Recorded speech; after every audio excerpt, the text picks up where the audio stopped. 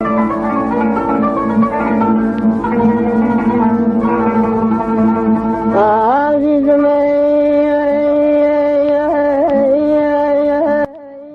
ماوەی 40 ساڵە هەموو بەیانیەک بەم شێوەیە دەرگای ئەرشیفێک بەڕووی عاشقانی هونەری گۆرانی دەکاتەوە.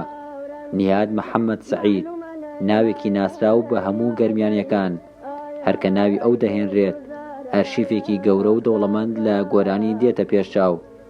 نیهاد خاوەن کۆنترین تۆمارگەی فرۆشتنی کاسێت و سیدیە لە کەلار. کاسێت کۆم کردەوە و زۆر کاسێت بشمە بیسە 50 گۆرانی بێژ ئەژنەبیانم هەروە کاسێت پیشانە دەم بەدەن چیت گەرەکە تا ناوگان بەد بڵێم. کوردی کرماشانەکانیش وەخت لە ئێران هاوڕێ لە ڕادیۆمادی تەرجمە کرد خۆمان برێکی لای خەڵکمان هێنا، یعنی دەستم کردووە مینم کردووە لە تۆ لەم لەو وا لە بازار شت نایری ئەڕێوە دوای دەگمەنەکان دەگمەن بەخوا چوومە بۆ ئێران بۆ کرماشان بۆ شریت کۆنا، یعنی وتێسە بیم 10 تمەن وتمە 30 تمەن ئەدەم پێت. لوڕی زۆرم هێناوە لوڕی.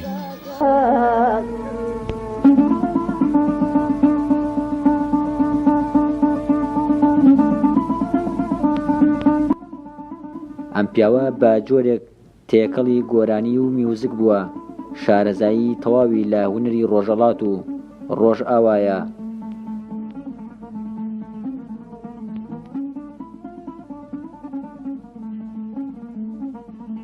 هەندی بەحسی مەکە، هەندی زۆر هەڵام هەر فیلمە کۆنەکان هەڵام ئینگلیزی بەحسی مەکات. مەلەسە گۆرانی بێژە مۆمەکان لە ئەمریکا گۆرانی بێژیان وتنیوستن ئەوە هەموو عالەم ئەناسیە لۆ نەڕچی نەگەی هەڵە و گەورەترین هینە ئەم بۆ ماردینە فرقێکێس بۆنە ئێم گۆرانێکی هەیە مای بێکار وار معروف ئەم دیموسڕۆزە گۆرانی هین متربیان بۆ جوانی کاش ئەمر خوای کرد من تازە گۆرانێکی وەناو هارت ئاخر گۆرانی عین دڵم ئەم شتە ئیشی لەکەم ئینگلیزی کۆنەکان زۆر خەتەرناکم.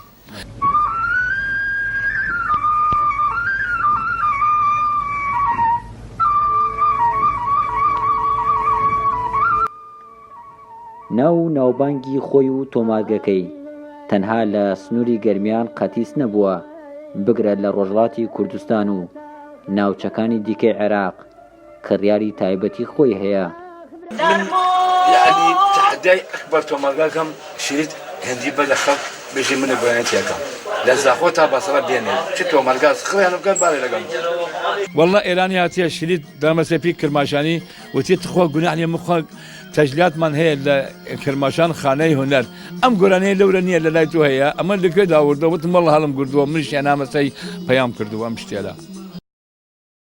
نیهاد محەممەد سەعید لە ساڵی 1960 لە خانەقین لەدایک بوو و لە ساڵی 1991ەوە لە کەلار نیشتەجێ و لە گوێگرتن لە ڕادیۆی کرماشان تێکەڵ و عاشق بە گۆرانی بووە.